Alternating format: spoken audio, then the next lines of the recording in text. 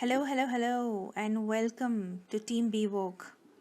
My name is Namrita, and welcome to the Awaken Your True Self series. And this is the first podcast. So, today we are going to talk about self awareness and how to get to know yourself. What exactly is self awareness?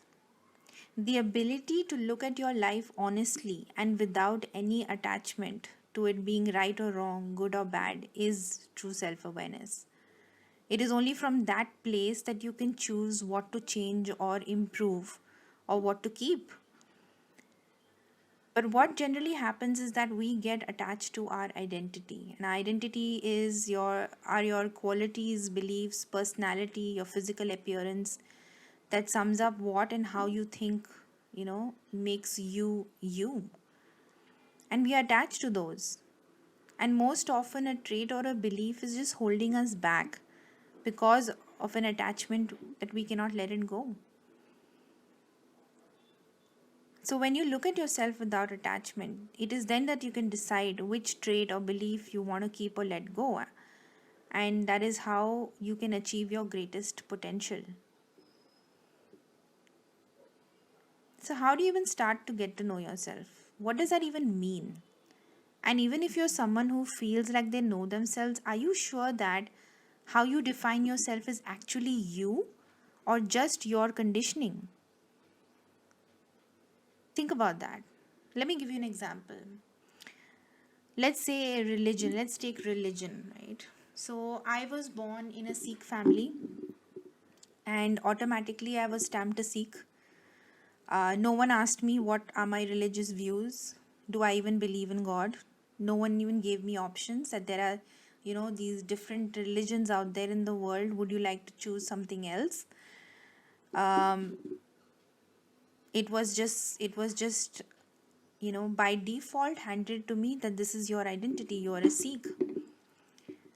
And I know now, after years of self reflection, I know that I do not identify with a particular religion. In fact, now I generally just choose the things that resonate with me from different religions and kind of imbibe that into my life. Um, I generally believe in a creator God or a universe instead of a particular religious version of God.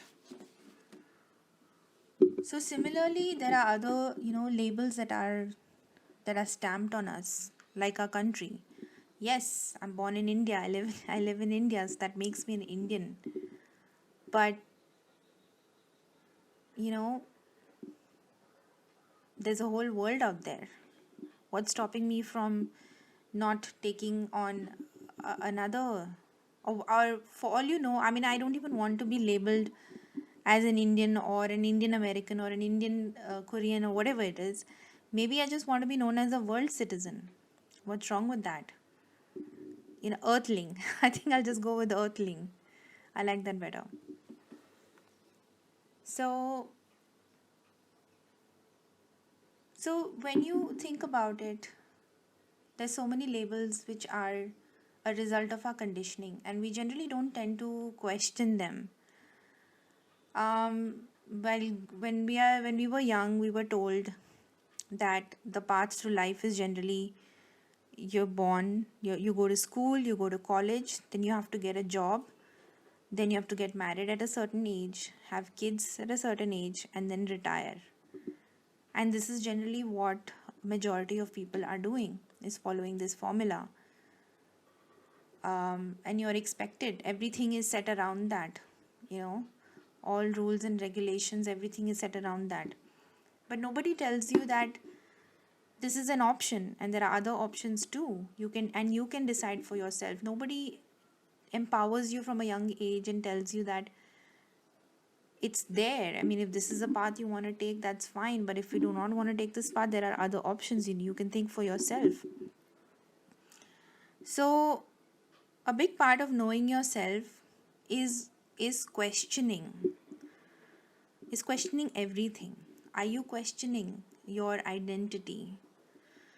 Um, Another aspect is personality, and this is something that's very prominent, right? We hear people saying, I'm shy, I'm not confident, I can't do this or I can't do that, or I'm short tempered. But nobody questions themselves when they say, I'm short tempered. Why am I short tempered? I mean, if you consider yourself that, have you thought about that? Why do you respond to a situation in a certain way? um why do you consider yourself short tempered? How did you get that way? What happened that made you believe that you are short tempered? Okay, so I would say the first thing would be that, question and relook at all the labels and the identities that you have taken upon you by default, or you have decided to, relate to. And look at it without attachment. It's okay if after doing the reflection you decide, no, this is what I want to be known as, or I do want to accept this, and that's fine. As long as you know why you have that label and why you have chosen to keep it in your life. So for me, for a long time, I did not like, example, for a long time, I did not like jazz music, and I wasn't even open to listening to it. It's only recently when I decided to give it a shot, and found out that it's quite soothing and meditative. Even though I used to consider myself open to all genres of music, this is one area that I did not, expose myself to. When I asked myself, why not? I mean, what's going to happen if I spend like 10 minutes listening to jazz? If I like it at the end of it, that's great. If I don't like it, that's also great. At least now I know whether I like it or not. So I would say question and relook everything. Okay. Now I'm going to talk about a few ways you can learn. You can start to learn about yourself to become more self-aware. Now my first point is related to a question that came in from Vidisha, which was, how can we stay self-aware in daily life? So Vidisha, if you're listening, I'm going to be answering your question now. The first way that I'm going to talk about is through journaling. So journal about your day. Journaling helps you to get a clear understanding, or at least become aware of your self-talk. And self-talk is something that you do constantly. It's how you talk to yourself. Though when you think to yourself, about the world around, it's basically all the thoughts that are running through your mind all day is your self-talk. So journaling about your day, and I would just do it at the end of the day. Write down what happened in that particular day. What situations did you experience? How did you respond to them? What thoughts did you have around those experiences? What were your emotions? How did you feel at different points during the day? Then what went right? What went wrong? What would you change? Journal about these things. And at the end of the week, I would say review your journal. And this is going to give you a very clear idea of what kind of thoughts that you have. Are they more negative? Are they more positive? Are they more neutral? What are some of the most prominent emotions that you feel? And that's going to give you an indication of where you're vibrating at, whether it's a lower frequency or a higher frequency, and also give you a perspective into what areas you want to maybe work on. So definitely start with journaling. That would be my number one tip. It's a daily habit that you can do to become aware more. The second way to learn about yourself is to practice saying no. So how you can do this is by setting goals for yourself and defining your boundaries. It could be in relationships, in health, finances, etc. So let me give you an example. Let's say my goal is to cut down sugar, and so I decide I'm going to just have sugar, maybe 1 teaspoon of sugar instead of the 3 teaspoons of sugar that I have in my tea or coffee. So here you're saying no to yourself is when temptations are going to get in the way, for sure. So when that happens, it's about saying no. And in that way, you're enforcing your boundaries. In relationships also, understand what is it in a relationship that you want. What are things that you would like, or what you don't like, and what you will tolerate or not tolerate, or accept or not accept. Define those things for yourself and convey them to your partner or your friend or whoever it is, and learn to say no. If you've decided that you want to spend some time on yourself and other things are getting in the way, life is getting in the way, then learn to say no. Learn to protect your boundaries and, work towards those goals. Practicing saying no also tells you, how open you are to discipline, or how disciplined you are, rather.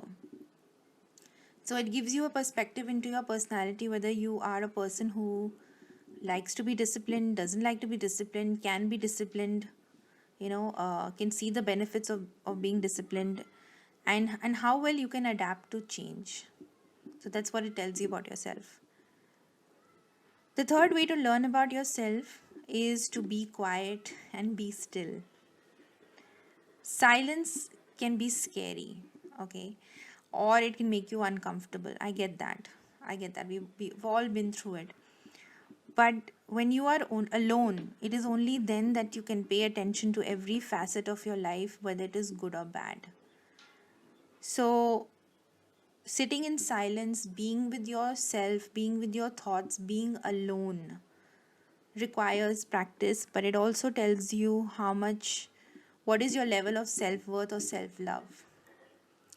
I mean, if you hesitate to spend time with just in your own company, honestly, what is it telling you about, if you do not enjoy your own company, how can you expect others to enjoy your company? So yeah, you've got to learn to be silent with your thoughts and just be. It'll help you to understand how your mind wanders. It'll help you to understand how your mind works, rather. So I'll tell you about myself. Something that I've learned when I started to become still and become quiet and stay by myself is that I have a tendency, or at least my mind has a tendency, to enact worst case scenarios. And when I say enact, it really goes all out. It's like movie level scenes, um, like the Hollywood productions. So it goes all out. Absolute worst case scenario. If this happens, and it's just over dramatic. And through this process, I've realized that fear has been a big part of my life. And I wouldn't have realized, had this realization about myself if I did not sit and give my thoughts the audience they needed, or the moment for me to listen to them. Because now I know how to quiet my mind, and now I know how to work to overcome that fear. And I'm not saying that it'll ever go away completely. I do have, but now I'm amused by them. Earlier, I used to be absolutely terrified of them, of the worst case scenarios. But now I question them. I'm like, fine. If it has to happen, it'll happen. Then what? So you learn definitely much more about how you think, how you perceive the world, how you perceive of yourself, and people around you, your relationships. And that'll only come once you be quiet and sit still. Okay, so that's the third way you can learn about yourself. That's another point I wanted to make. Here, I just want to point out that, we feel the need to fill every moment. And that's something that's conditioned into us, we are told that if we don't do that, then we are essentially wasting time. And so we overwork our minds and our bodies, which then leads to a lot of stress, which takes a toll on the body, and then it leads to, it leads us to fall sick. In the end, we end up doing the very thing that we tried to avoid. We tried to avoid wasting time, but now we have no choice but to waste time because we're sick and we can't do anything. So, sitting still, being still, not only helps you to know yourself, but it also gives you the moment to pause in life. Pause for a minute, just slow down, take a breather, just give your mind and your body a rest. Give it time to adjust. And that is the benefit that you get from being quiet and being still. All right. The fourth point that I want to talk about, the ways to learn about yourself, is to find out what are you good at or what are you bad at. And this you can do by making lists. Take a few days, sit down, think about it. Ask yourself, what am I good at? What do I like doing? What am I really good at? What am I really bad at? And it could be in anything. You know, you can ask yourself, what is it that you do well? What do people compliment you on? So you can get clues from there. What kind of situations or environments do you thrive in? And what kind of situations and environments do you not thrive in, which make you uncomfortable? So that will help you discover that. Through this process, you can also discover any skills or talents that you have. The fifth way to get to know yourself is to find out what are your values and your strengths and weaknesses.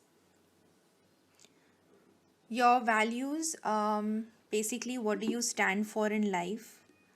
Understanding that can also help you define boundaries and also define the kind of relationships that you want in life, and also help you define your purpose. It also allows you to live a life of authenticity, okay, or your true self. So find out what are your values, what is it that you value in yourself and in others. And of course, your strengths and weaknesses allows you to sustain your strengths and work on your weaknesses. It helps you to grow and evolve as a person. So definitely think about what are your strengths and weaknesses. The next point is the next way to understand yourself is to indulge in self-reflection. I really like this, and there's an exercise that I do, which I may talk about later. But basically, ask yourself a bunch of questions. So, let me give you a few examples here. You can ask, am I using my time wisely? What am I doing with my life? I do this a lot. I ask myself, am I using my time wisely? Am I taking anything for granted? Whether it's in my health, in my relationships, with my finances. Do I have a healthy perspective about anything? Am I living true to myself? And this will happen once you do define your goals, your values, and what you stand for. The another question you can ask yourself is, am I thinking negative thoughts before I fall asleep? Am I putting enough effort into my relationships, into my health? Am I taking good care of myself physically? Am I doing what needs to be done? Also, am I taking good care of myself mentally? You know, so ask yourself these questions, which will help you to reflect on your life, on what is happening, on how it's going, the direction that's going in, and maybe even the direction where you want it to go. The last point that I want to talk about on how to get to know yourself is to self-assess. Now, if an area of your life isn't going well, step back and assess. So let me give an example here of relationships. How you could start by doing that is to assess your relationships is first start by journaling what is happening.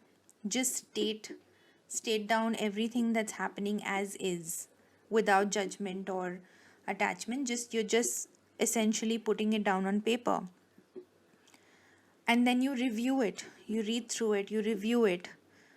And if needed, if like in the case of a relationship there's obviously another person involved, ask for feedback. Check in with yourself. What do you want in this out of this relationship? What are your expectations? um what is your contribution? Are you contributing enough? Again, here you can ask, am I taking anything for granted here? And if there is something that you need to express to the other person, a need that you have, or an expectation that you have out of this, or boundaries that you want to set, then speak up to the other person with compassion. So this is one way you can identify in one aspect of your life what is it that you want out of it, and then actually take action to make it happen. So yeah, so these were some of the ways that you can get to know yourself. I hope you will try these out, and take some time out to spend with yourself and introspect, self reflect, learn about yourself. um, Honestly, the moment you start to become your own friend, you start to spend time with, you start to enjoy your own company, you start to learn new things about yourself. I mean, this is how you start to improve your self-worth and self-love. And it is from this place that everything around you in your reality, in your life, starts to shift for the better. So instead of struggling and resisting and trying to change what is out there, trying to change situations and people and struggling in relationships, I mean, start with yourself. First, get clear as to what is it that you want. This is how you can empower yourself in any field, in any aspect of your life. But you need to know first, what is it that you're aiming for? What is it that you're moving towards? What is it that you want out of this life? Only then can you go ahead and empower yourself and live the life that you truly desire. So I sincerely hope that you will try out um, these tips and tricks. So that's it with my first podcast. I hope you enjoyed this. I will see you next time. Bye.